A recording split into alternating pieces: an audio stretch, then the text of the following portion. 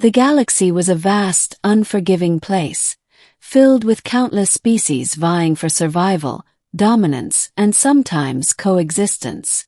But in the year 2347, the balance of power shifted dramatically when the Kryll Empire, a hive-minded insectoid race, declared war on the Galactic Coalition. The Kryll were relentless, their swarms devouring entire planets, leaving nothing but barren husks in their wake. Their queen, a towering bioluminescent entity known as Xylara, was the heart of their empire. Without her, the Kryll would descend into chaos. And now, her fate rested in the hands of one human. Chapter 1. The Mission. Captain Elias Voss stared at the holographic map projected in the war room of the Coalition flagship, Eclipse. The Kryll had pushed deep into Coalition territory, and their latest target was Earth. The stakes had never been higher. "We've intercepted a KR-Whale transmission," said Commander Tral, a feline-like Valerian whose fur bristled with tension. "Their queen is vulnerable. She's undergoing her Chrysalis Cycle, a period of transformation where she's defenseless. If we strike now, we can end this war." Elias frowned. "And how do you propose we get to her?" "The Kryll homeworld is a fortress." Tral's golden eyes gleamed. "We don't need to invade their world. Xylara is aboard her flagship, the Hivebringer. It's en route to Earth. If we can infiltrate it, we can eliminate her." The room fell silent. Infiltrating the Hivebringer was a suicide mission. The ship was crawling with co-warriors, each one a deadly killing machine. But Elias knew they had no choice. "I'll do it," he said. Chapter 2. Infiltration. The Eclipse launched a diversionary attack on the Kryll fleet, drawing their attention while Elias and a small team boarded a stealth shuttle. Their goal was to slip through the chaos and land on the Hivebringer. The shuttle's cloaking device kept them hidden, but the tension was palpable. "Remember," Elias said to his team, "we're not here to fight. We're here to get to the Queen. Stick to the plan." The shuttle docked with the Hivebringer, and the team moved swiftly through the ship's dark, organic corridors. The walls pulsed with a faint, eerie glow, and the air was thick with the scent of pheromones. The Kryll were everywhere, but the team avoided detection, using EMP grenades to disable the ship's biosensors. As they neared the Queen's chamber, Elias's team was ambushed. Full warriors descended upon them, their razor-sharp claws slicing through armor. One by one, Elias's comrades fell, until only he remained. Chapter 3. The Queen's Chamber. Elias burst into the Queen's chamber, his pulse rifle raised. The room was vast, its walls lined with pulsating sacs of fluid. At the center stood Xylara, encased in a translucent chrysalis.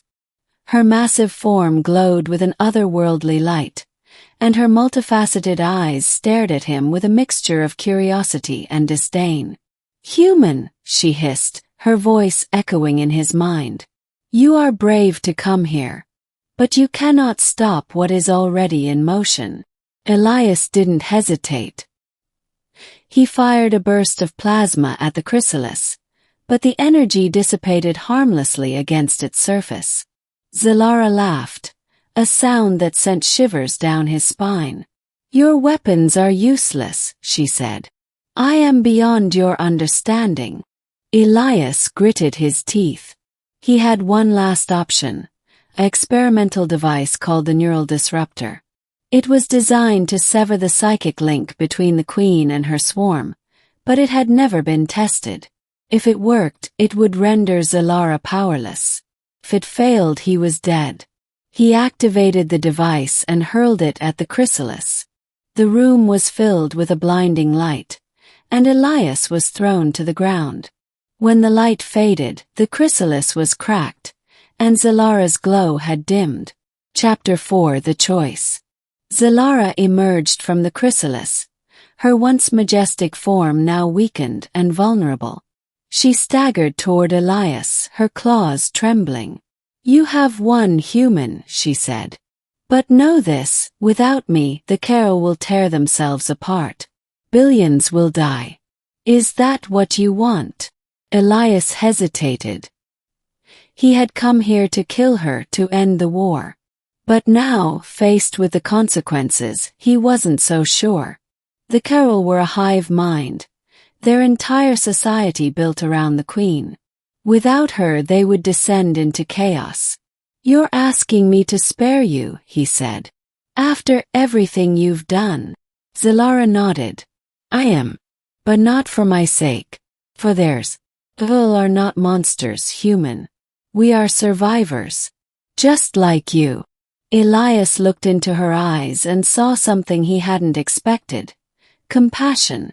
The queen, for all her power, cared for her people.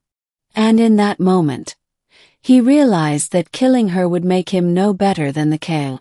Chapter 5. A New Alliance. Elias lowered his weapon. "I won't kill you," he said. "But I won't let you destroy us either.